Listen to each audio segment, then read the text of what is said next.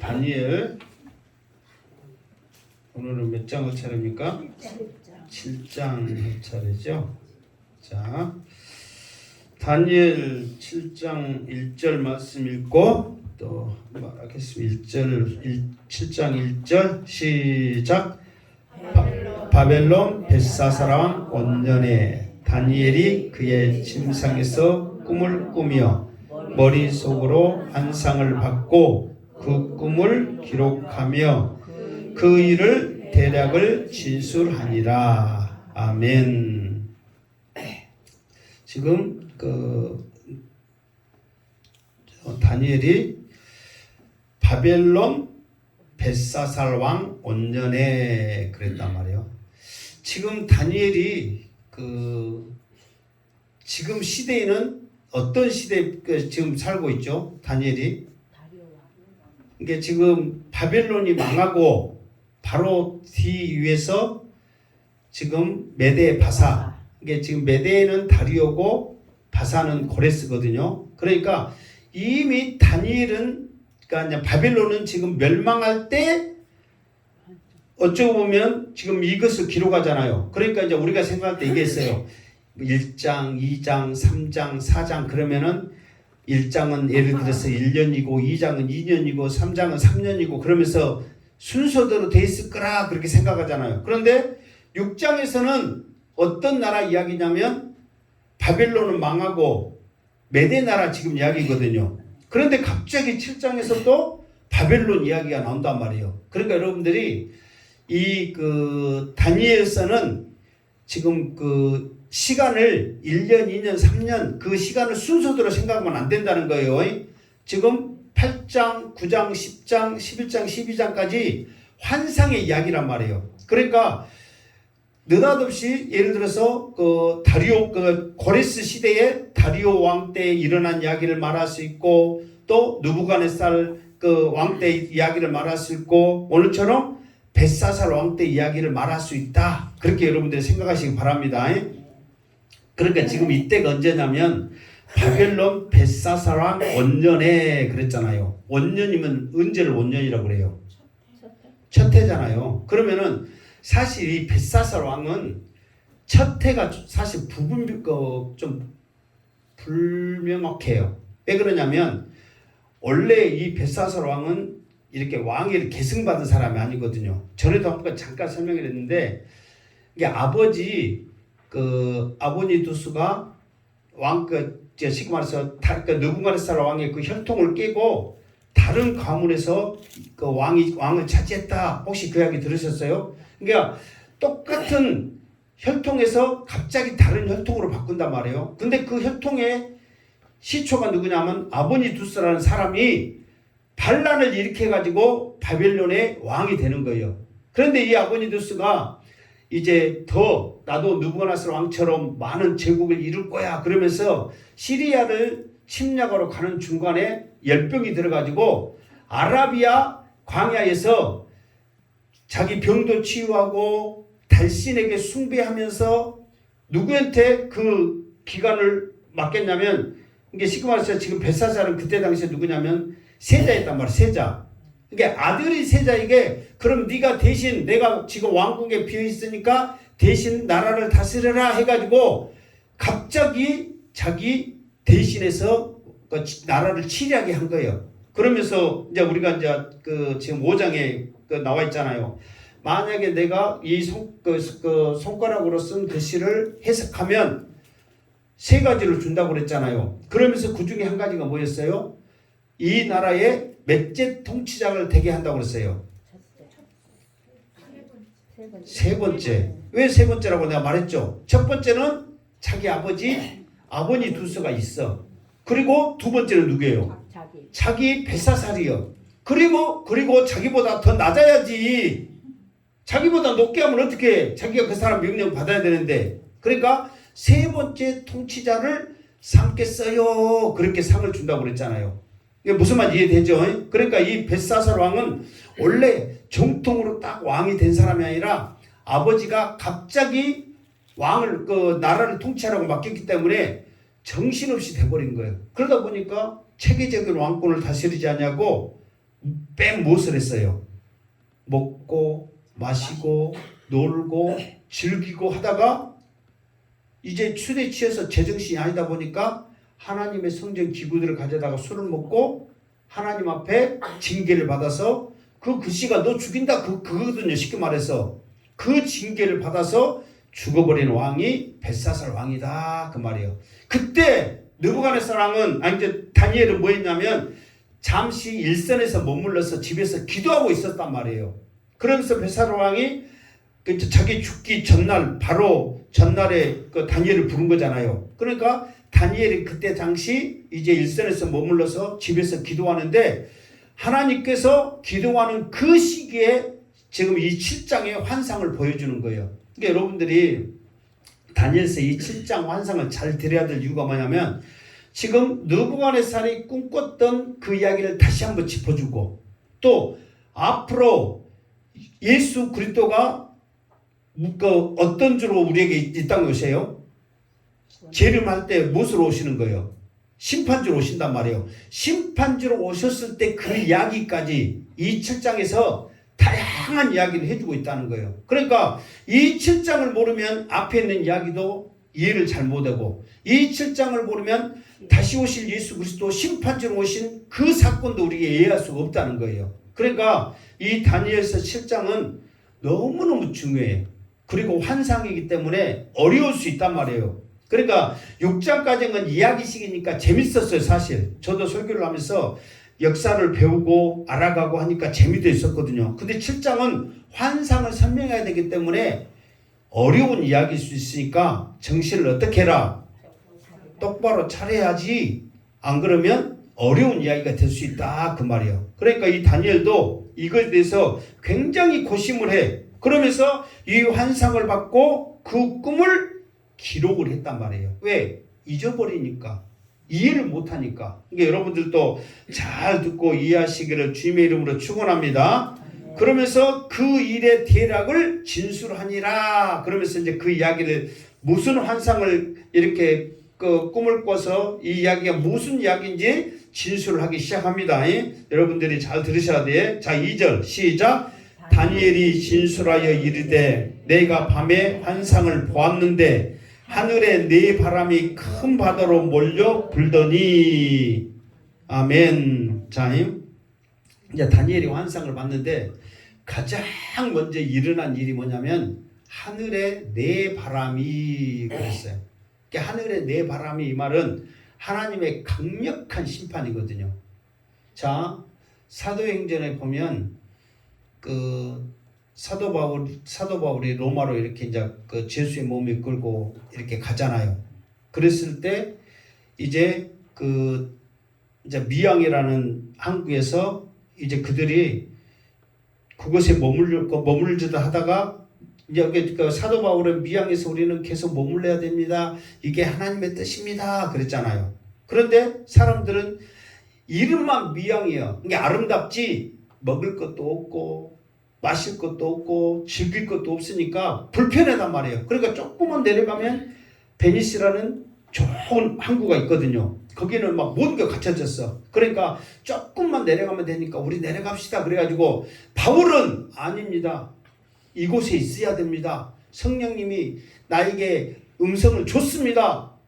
했음에도 불구하고 사람들은 기어이 자기들 뜻대로 했단 말이에요. 그러면서 갔을 때 처음에는 순풍이 불었죠. 와, 우리가 말이 맞았다. 조그만 이 순풍을 타서 술술 이 바람 타고 내려가면 금방 좋은 항구에 가겠다 싶었죠. 그런데 가자마자 무엇이 일어나요? 강풍이 일어나죠. 그 강풍 이름이 뭐예요? 유라굴라 강풍이잖아. 유라굴라가 뭐냐면 북풍과 서풍이라는 말이거든요. 그러니까 시간에서 두 방향에서 바람이 분 거예요. 두 방향에서 바람이 불어가지고 해오리를 쳐버리니까 이 배가 아예 통제도 못하고 그냥 둥둥 떠다니면서 이게 해오리 그 바람에 뱅뱅 돌면서 그 어두운 캄캄한 데서 그 보름이라는 시간을 보내면서 죽음의 길을 가잖아요. 두 바람만 불었어도. 근데 여기는 무슨 바람이 불어요? 몇 바람이? 네 바람. 네 바람이 불어버리는 거예요. 그러니까 이거는 사방팔방에 하나님 외에는 그 누구도 통제할 수 없는 엄청난 환란이 불어온다 이 말이에요. 그러니까 다니엘은 그것을 봤을 때 무서워요, 안 무서워요? 엄청난 무서움을 느끼는 거예요. 그런데 큰 바다로 몰려 불더니 이 말은 큰 바다는 세상을 상징하고 있거든요. 그러니까 하나님의 엄청난 징계가 엄청난 하나님의 그 환란이 하나님이 허락한 그 환란이 세상을 향하여 불어버릴 것이다. 그럴 때는 사람들을 어떻게 할 수 없고 정신을 차리지 못한 엄청난 일이 이 세상에 일어날 것이라는 것을 환상을 통해서 보게 된다는 거예요. 마지막 때가 그렇습니다. 7년 대환란 때는 그 누구도 통제할 수 없고 오직 하나님만이 다스릴 수 있는 그 시기가 곧 다가옴을 깨닫고 깨어 근신하며 정신 차리는 우리 모습 되기를 주님으로 축원합니다. 곧 돌아온다는 거예요. 자, 부르실 때 어떤 일이 일어나느냐? 자, 3절 시작. 큰 짐승 바다에서 나왔는데 그 모양이 각각 다르더라. 자, 큰 짐승 넷이 바다에서 나왔는데 그러면 바다가 뭐라 어디라고 그랬어요? 세상이라고 그랬죠. 이게 세상에서 큰 짐승, 그러니까 보기만 해도 두려움을 느끼고 위험이 있고 엄청난 권력이 있는 짐승 넷이 나온단 말이에요. 그런데 그 모양이 어쨌다고? 각각 다르더라. 그러면서 큰 짐승 그 모양이 각각 다른 그 모습을 이제 다니엘이 하나하나 이제 설명을 하기 시작하거든요. 자, 4절 시작. 첫째는 사자와 같은데 독수리의 날개가 있더니 내가 보는 중에 그 날개가 뽑혔고 또 땅에서 들려서 사람처럼 두 발로 서게 함을 받았으며 또 사람의 마음을 받았더라. 또 보니 것까지. 자, 4절에 보니까 첫 번째 짐승을 말하죠. 첫째는 사자와 같은데 독수리의 날개가 있더니. 이게 사자 그러면은 흔히 어떻게 생각해요? 사자 그러면 무엇이 생각나요?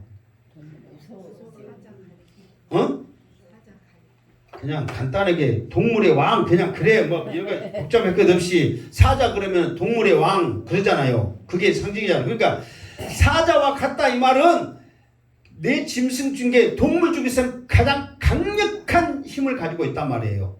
거기에다가 독수리의 날개까지 있다? 이거는 뭐 최고의 힘을 가지고 있다는 거예요. 그 강력한 힘을 가지고 날개까지 달려 있으니까 세상에 두려울 곳이 없는 거예요. 그게 누구냐 그러면은 바벨론 왕 느부갓네살 왕을 가리키고 있다 그 말이에요. 그러니까 실제로 느부갓네살 왕을 대항할 사람, 느부갓네살 왕에게 누구든지 쉽게 말하거나 대항한 사람이 있었어요, 없었어요? 없었죠. 왜? 이거는 하나님이 주신 권력이고 능력이고 지혜이기 때문에 그런 거예요. 실제로 그랬잖아요. 느부갓네살 왕에게 하나님이 주셨기 때문에 내가 4장에서도 말했고 5장에서도 말했어요. 자, 무엇에 대해서 말하냐면 느부갓네살 왕에게 주신 하나님의 능력은 뭐냐면 느부갓네살 왕은 사람을 패하기도 하고 세우기도 하고 죽이기도 하고 살리기도 하고 말만 하면 그냥 다 되는 거예요. 누구 하나 토달 수도 없는 거예요. 그런데 다리오 왕은 어떻게 됐다고 했어요? 다니엘 하나 살리려고 힘쓰고 애쓰고 난리를 쳐도 다니엘을 살릴 수 있었어요? 없었어요? 없었어요. 아무 의미 없는 거예요. 그것을 이용해서 신하들은 계속해서 협박을 하니까 다리오 왕은 아무것도 할 수 없었던 거예요. 그러나 느부갓네살 왕은 어때요? 자기 마음대로 할 수 있는 최고의 권력을 가지고 있었어요. 그런데 이 느부갓네살 왕도 죽게 되더라 그 말이에요. 그러면서 내가 보는 중에 그 날개가 뽑혔고, 그러면서 날개가 뽑혔다는 것은 힘을 잃어버렸다는 거잖아요. 여러분 그냥 사자였을 때하고 날개 달린 사자하고 여러분 상상을 초월합니다. 힘이 날아다니면서 그냥 싹 다 쓸어버리니까. 근데 날개가 뽑혔다는 것은 그만큼의 힘이 약해진 거예요. 거기에다가 땅에서 들려서 사람처럼 두 발로 섰다. 사자는 두 발로 다닐 때가 힘이 좋겠어요? 네 발로 다닐 때가 힘이 좋겠어요?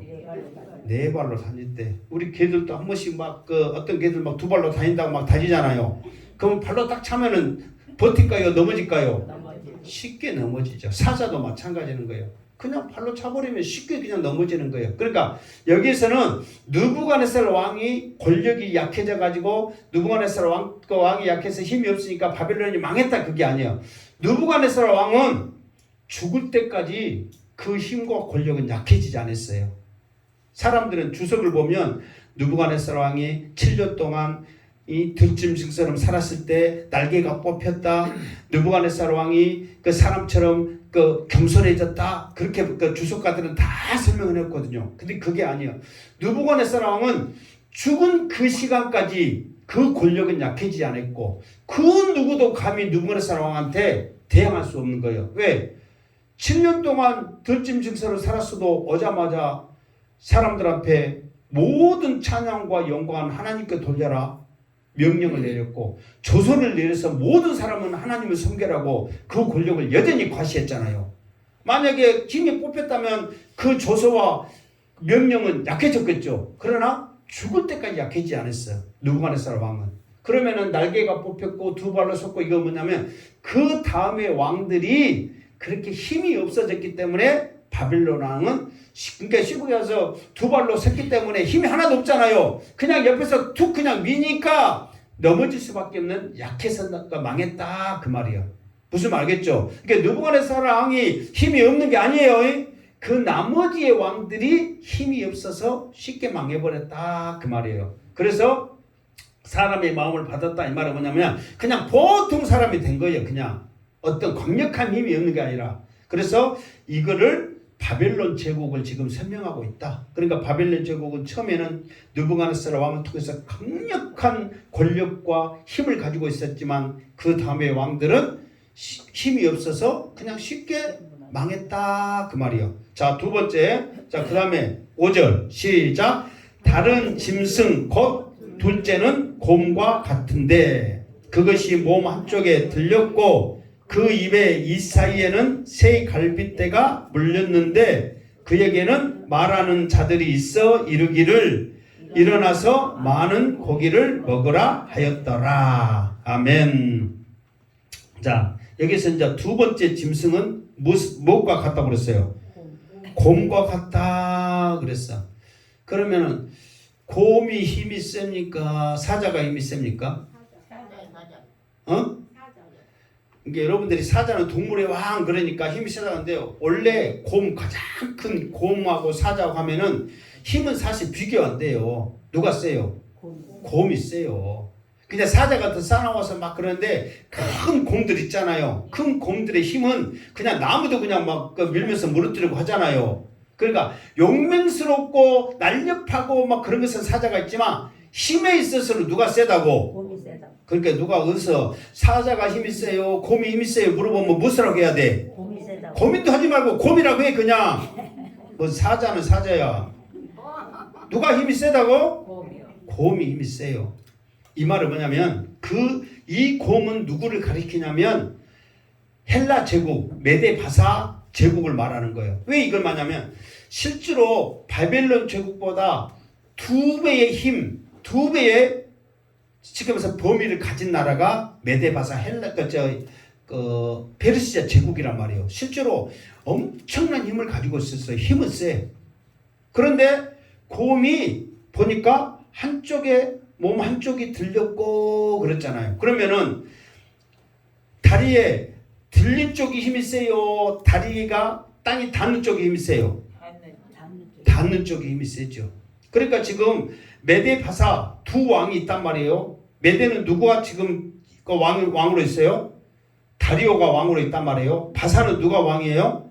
고레스가 왕이란 말이에요. 그런데 처음에는 이 바빌론 제국을 침략할 때 메데 바사라는 두 왕을 통해서 연합을 해갖고 침략을 한단 말이에요.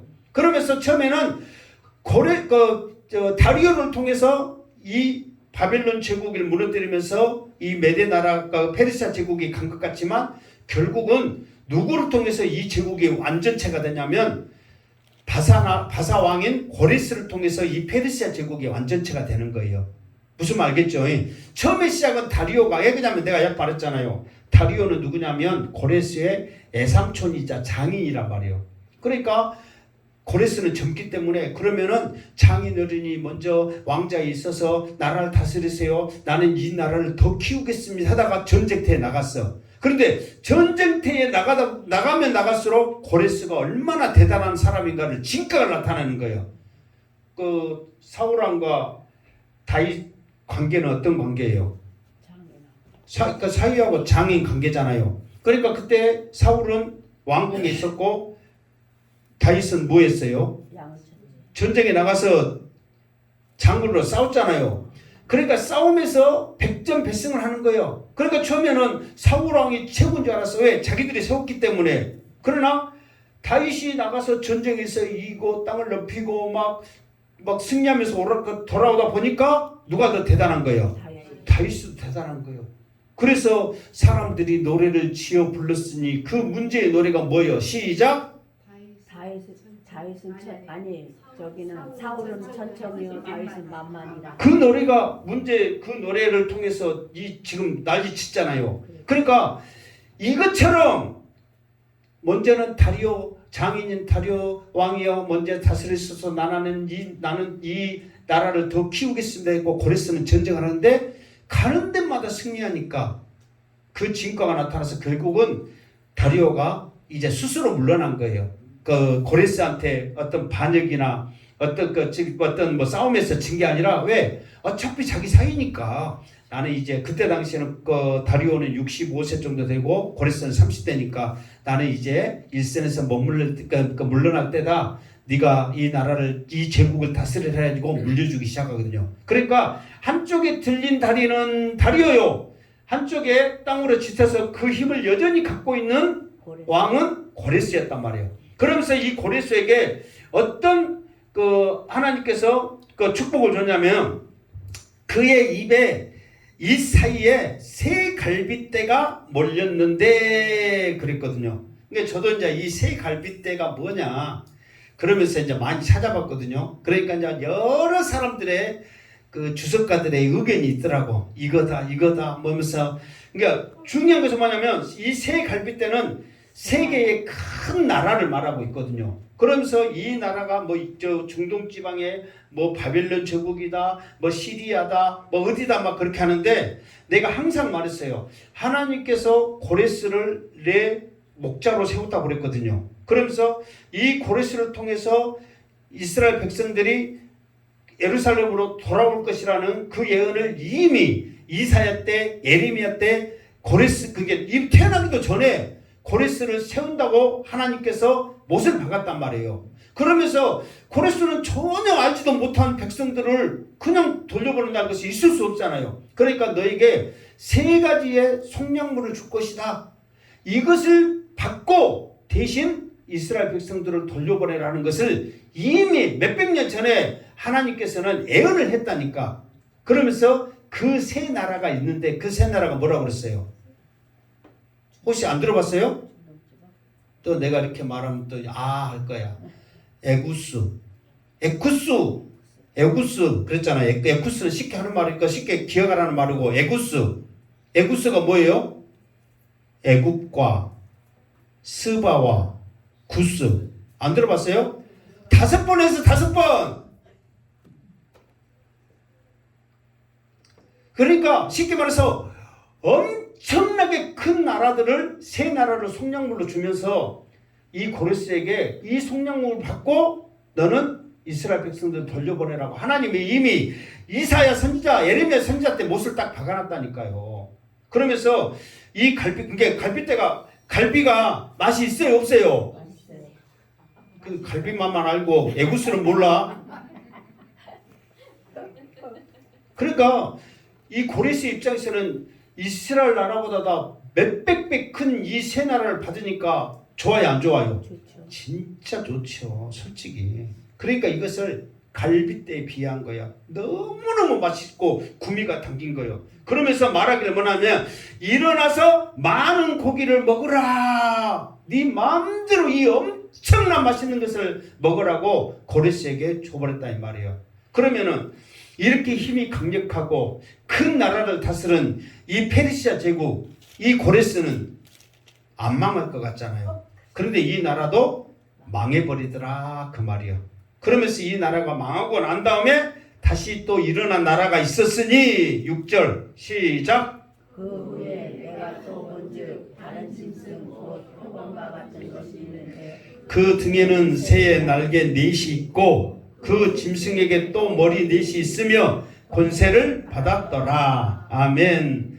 그러면서 이렇게 지금 와서 에구스 이 큰 나라들을 다스리고 바벨론보다 몇 배 더 큰 제국을 가졌던 정말 뛰어난, 그러니까 하나님이 세웠던 이 고레스도 안 망할 것 같은데 결국은 망하고, 그 다음에 어느 제국이 일었었냐면 헬라 제국이 일어났잖아요. 헬라 제국을 다스린 사람은 누구예요? 알렉산더. 지금 정신을 좀 차려야 돼. 지금 내가 이거를 지금 바빌론 제국 할 때부터 지금 계속 하고 있잖아요. 그러니까 이건 또 세계 역사요. 이게 세계 공부도 된단 말이에요. 그러니까 정신 차리면은 뭐 어부지리가 되는 거예요. 성경도 알고 세계 역사도 알고. 그러니까 조금만 더 정신 차리시기 바랍니다. 그러니까 헬라 제국을 알렉산더가 이렇게 이제 다스렸는데, 이 알렉산더를 무엇으로 표현하냐면 표범으로 표현했단 말이에요. 왜 표범으로 했을까? 표범은 생각나는 게 뭐예요? 잘 달리는 그렇지, 잘 달리는 거, 빠르다는 거예요. 이 속도 때문에 그런 거예요.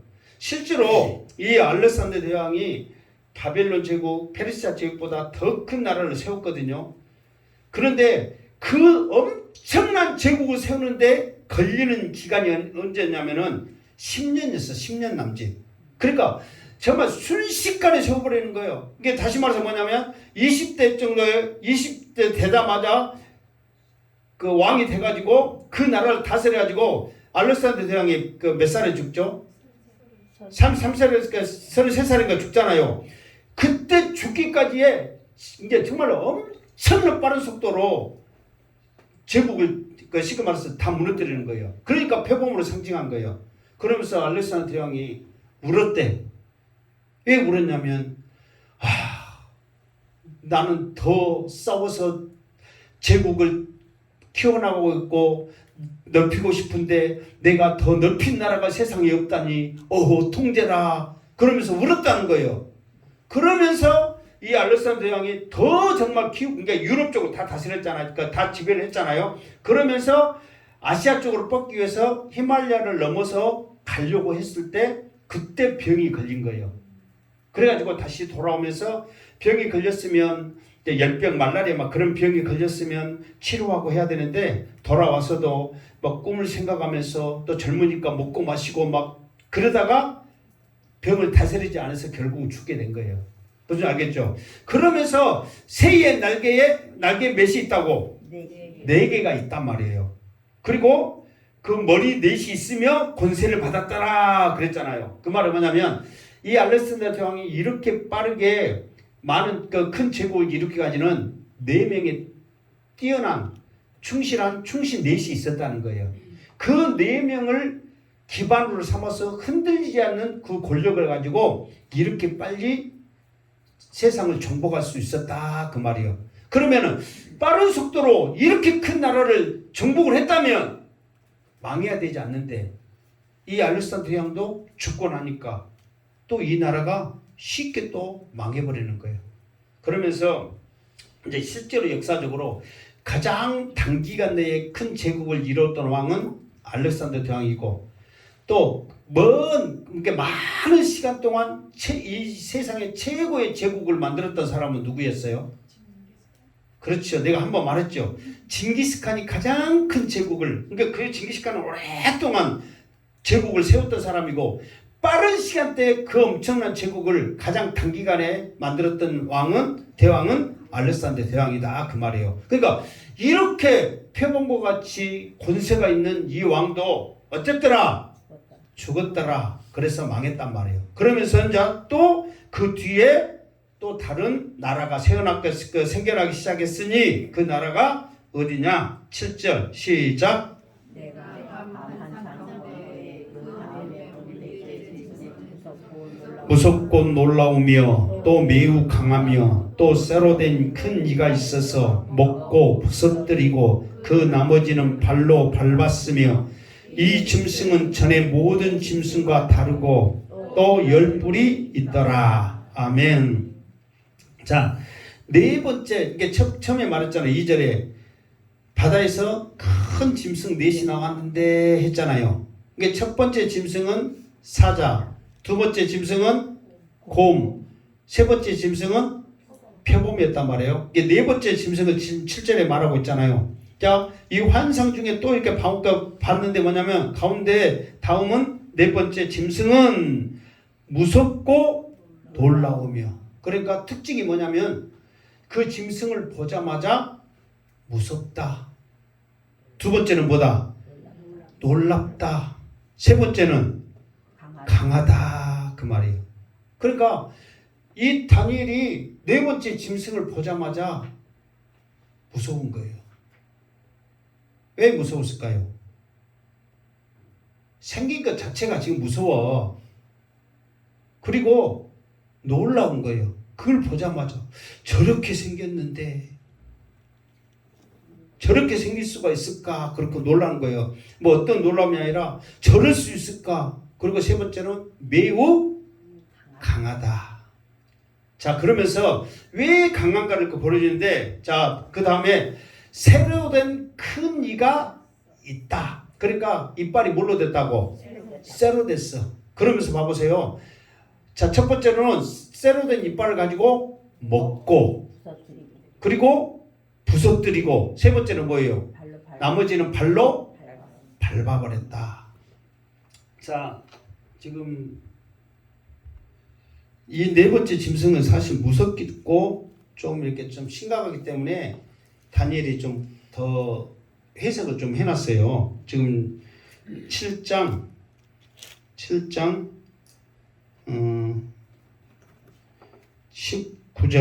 19절 한번 봐보세요. 7장 지금 어차피 지금 다음에 또 할 거예요. 7장에 있으니까.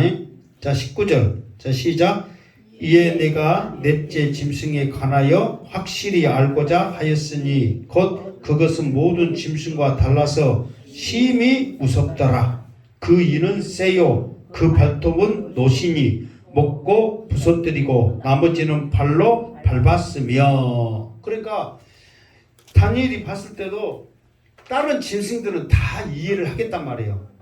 그런데 네 번째 짐승은 자기도 잘 몰라서 특별하게 해석을 더 해놓은 거예요. 그러면서 무서운 이유, 또 강한 이유, 그러면서 놀란 이유가 뭐냐면 이가 쇠로 돼 있는데 모든 것을 그냥 먹어치우는 거예요. 모든 것을. 그리고 다 그냥 손에 잡힌 대로 다 부서뜨려요. 거기에다 부족해가지고 아까 전에 다리가 뭘로 됐다 했잖아. 노수로 돼 있다 했잖아요. 그러니까 강력하잖아요. 그냥 다 그냥 짓이기고 가버리는 거예요. 이 나라는 로마를 표현하고 있거든요. 실제로 로마가요, 지나가는 곳에는 흔적이 안 남아버렸거든요. 자기들한테 반역하는 곳은, 그러니까 처음에는 자기들 말을 잘 듣고 그러면은 실제로 역사 가운데 나타났던 이야기예요. 그러면서 로마가 제국 중에 가장 긴 시간 많은 왕들이 다스렸던 나라가 로마잖아요. 왜 그러냐면 이런 강력한 힘이 있기 때문에, 또 많이 먹고 막 그렇게 했기 때문에 오랫동안 가거든요.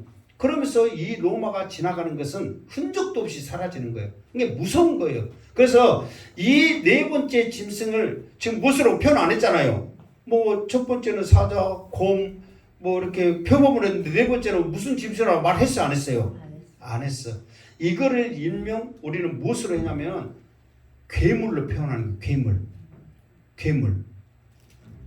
마지막에 10뿔도 있으니까 뭐 도깨비같이 뭐 뿔 달려있으니까 괴물이지. 그러니까 로마는 괴물과 같은 거예요. 그러니까 여러분 괴물 봤는데 예를 들어서 사자, 곰, 표범 처음에 이렇게 새끼들 보면은 이뻐 안 이뻐요?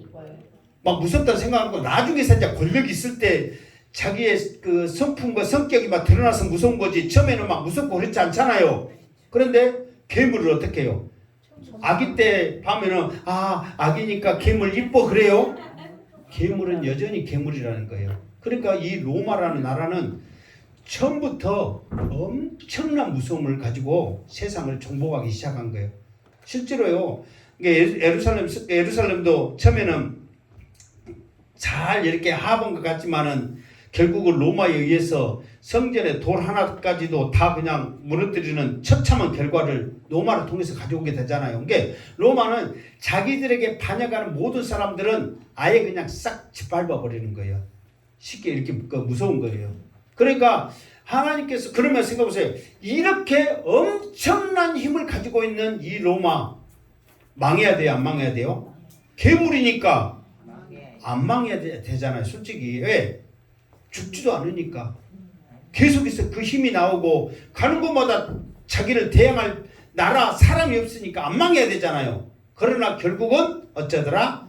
망하더라. 그러면서 망하기 전에 어떤 특징이 있었느냐? 그러면은 또 10뿔이 있더라 그랬어요. 10뿔. 이게 여기서 10뿔이 있다 그러면은 하나, 둘, 셋, 넷, 다섯, 여섯, 일곱, 여덟, 아홉, 열 해가지고 10개가 있다 그 말이 아니라 로마가 망한 뒤로 세상의 역사는 어떻게 흘러갔냐면 그 로마가 태어나기 전에 바벨론 제국에 의해서 모든 세상이 움직였습니다. 그 다음에 페르시아 제국에 의해서 세상이 움직였습니다. 헬라 제국에 의해서 세상이 움직였습니다. 로마로 인해서 세상이 다 움직였습니다. 로마가 망한 다음에는 어떤 세상이 되냐면 각 나라의 자체 권력의 나라들, 그러니까 세상의 나라들이 생겨나기 시작한 거예요. 그래서 여기서 열불이라는 것은 많은 나라를 말하고 있는 거예요. 그러니까 열은 만수라고 그러잖아요. 무슨 말 알겠죠? 그때 당시에 독립적인 나라가 있어요. 그러니까 로마가 망한 이후로 큰 제국을 이룬 나라가 있다 없다? 없단 말이에요. 근데 대신 이거 있어요. 뭐 스페인이 정복을 하고 영국이 미국에 그렇게 가지고 정복하고 그렇게 잠깐 하잖아요. 그러나 모든 한 나라가 큰 나라 제국을 이루는 것이 역사 가운데 있어요 없어요? 그냥 모르면 없다 그래. 그냥 내가 없단 말 나오고 하려고 그러니까 있어요 없어요? 없어. 그때부터 각 나라의 권력이 스스로 자생하면서 세상 나라가 그렇게 바뀌어버렸다 이 말이에요. 왜 이걸 말하냐면 하나님께서 이렇게 만들었으니까. 10뿔이 나왔다 이 말은 로마가 망한 후에 세상에 많은 나라들이 생겨났다 그 말이에요. 그러니까 여기까지가 지금 무엇을 말하냐면 바다에서 나온 큰 짐승 환상의 네 동물에 대해서 지금 설명을 하고 있다 그 말이에요. 대충 무슨 말 알겠죠? 그러니까 이제 여러분들이 이제 걸어서 세계 속으로 할지 막 이렇게 보면은 우리가 그런데 이게 지금 와서 뭐 중동이나 유럽이나 막 이런데 가면은 그 옛날의 역사의 흔적들이 남아 있단 말이에요. 그랬을 때 누구 왕 때 만들어져 했던 그 문화를 우리가 알 수밖에 없단 말이에요. 그럴 때 혹시라도 여러분들이 나온다면 이 나라에는 이런 특징이 있었던 것을 성경은 이미 전에 말을 해놨었지. 그러면서 이 세상은 하나님이 다스리고 하나님의 주권하에서 계획 아래서 이루어져 가고 있다는 것을 우리가 어찌해야 된다? 알아야 된다 이 말이에요. 하물며 우리 각 사람의 인생이라 하나님 없이 하나님의 손길 없이 어떻게 살 수 있겠냐 말이에요. 믿음으로 살 수 있다 그 말이에요. 자 그러면서 이제 조금 더 하겠습니다. 자 8절 시작. 내가 그 뿔을 유심히 보는 중에 다른 작은 뿔이 그 사이에서 나더니 첫 번째 뿔들 중에 셋이 그 앞에서 뿌리까지 뽑혔으며 이 작은 뿔에는 사람의 눈 같은 눈들이 있고 또 입이 있어 큰 말을 하였더라. 아멘. 자, 이 말은 뭐냐면 자 8절부터는 이제 누구에 대해서 말하냐면 앞으로 이게 지금 말했잖아요. 로마 이후에 큰 제국이 있었다겠어요? 없었다겠어요? 없었다겠거든요. 근데 여기서 보면 내가 그 뿔을 유심히 보는 중에 다른 작은 뿔이 잘 들으세요. 작은 뿔이 그 사이에서 나더니 첫 번째 뿔 중에 셋이 그 앞에서 뿌리까지 뽑혔으며, 그 말은 뿌리까지 뽑혔으면은 그 뿔이 이제 더 이상 사는 거예요, 못 사는 거예요? 못 사는 거거든요. 여기서는 세 가지 뿔이 없어졌다는 것은 지구의 3분의 1이 없어지는 거예요. 이 마지막 때를 지금 말하고 있거든요. 그러니까 이 작은 뿔이 갑자기 뿔두 사이에, 이게 열 뿔 사이, 10뿔이 아니라 10뿔 사이에서 갑자기 뿔 하나가 툭 튀어나온 거예요. 우리 이빨에 보면 뭔 이빨처럼? 송곳니처럼 그냥 하나가 그냥 툭 뿔이 나오는 거예요. 근데 그 뿔이 나오자마자 3분의 1, 세 개를 그냥 삼켜 없애버리는 거예요. 뽑아서 없애버리는 거예요. 그러니까 이거는 누구를 가리키냐면 이 뿔은 적그리스도를 말하는 거예요. 이게 지금 와서 이제 우리가 앞으로 이제 우리들이 지금 당할 환란이거든요. 마지막 주님 오실 때 반드시 대환란은 있습니다. 그때에 환란이 있기 전에 반드시 뭐가 있냐면은 이 세상을 다스릴 적그리스도가 나오는 거예요. 이게 그 사람의 명령과 통제를 우리는 받을 수밖에 없어. 마지막 때. 그러기 전에 우리가 믿음에 굳게 깨어 있어야 되는 거예요. 믿음에 깨어 있지 않으면 그 위험과 두려움, 그 통제 속에 우리도 스스로 받을 수밖에 없는 거예요. 그때 되기 전에 우리가 주님이 오시기를 기도하고, 그때 되기 전에 우리가 믿음에 굳게 서면서 그 환난을 승리하기를 주님으로 축원합니다. 그러면서 어떤 일이냐면은 뽑히고 이 작은 뿔에는 뭐가 있냐면 사람의 눈 같은 눈들이 있고 그랬어요. 그러니까 이 말은 뭐 말이냐면 앞으로 이 세상은 이게 눈이 있다는 것은, 눈 같은 눈들이 있다는 것은 눈이 한두 개가 아니잖아요. 이게 우리의 모든 일거수일투족을 다 지켜보는 거예요. 지금 사실 이 세상 여러분들이 이 교회 오기까지 여러분들이 한 번도 노출 안 됐을 것 같아요. 지금 우리는 그나마 시우르기 때문에 카메라들, 방법 카메라들, 이런 카메라들에서 몇 번밖에 안 찍히지만 도시 같은 데는 한 발자국 두 발자국만 가도 엄청난 카메라들이 지금 우리를 다 보고 있어요. 지금 우리 교회 앞에도 보면 카메라 있잖아요. 저 방법 스티커 카메라 있었잖아요. 우리도 있어. 지금 다 지켜보고 있어. 지금 누가 졸고 있는 거 안 졸는 거냐 지금 딱 보려면 다 보여. 안 졸고 있는 것처럼 하지 말어. 내가 안 봐서 그렇지 보면 다 보여. 그러니까 이런 모든 것들이 지금 우리를 지켜보고 있는 거예요. 왜 지켜보는 거예요? 여러분 뭐 얼굴이 이뻐서 여러분들이 하는 행동이 선행이 좋아서 지켜보는 거예요? 감시하는 거예요. 어떻게 하는가? 그러면서 마지막 때는 적그리스도 나와서 자기 통제 아래 다 두는 거예요. 그러니까 쉽게 말해서 우리가 바코드를 찍는 거, 어디 가면 뭐 찍는 이런 모든 것들 다 눈들이거든요. 그리고 실제로 달러들 이렇게 보면, 외국 돈들 보면 그림에 뭐가 있어요? 눈이 있어. 눈이. 달러들 보면 우리나라는 막 뭐 다른 데도 막 사람들이 있지만은 이런 뭐 바펠탑에 해놓고 위에 눈 있고 막 그런 눈들이 돈 속에 다 눈이 있다니까. 그러니까 그거 우리는 지금까지 잘 모르고 사용했지만 그런 모든 거 하나들이 지금 암시를 하고 있다는 거예요. 그냥 이렇게 세상이 돌아가지 않은 거예요.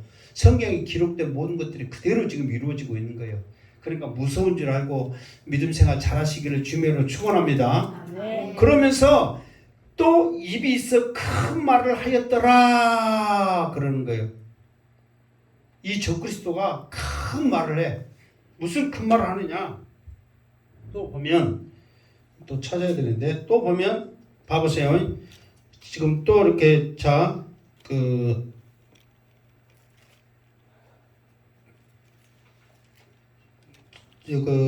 15장 밑으로 아까 지금 우리가 10몇 장 읽었어요. 19장 읽었잖아요. 그러면 해석가 알려준데 그 10뿌리 나고 뿌리 그 20절. 자, 20절 그 뿔에도 눈도 있고 큰 말도 하는 입도 있고 했다. 그리고 21절에 어디 자, 25절 시작.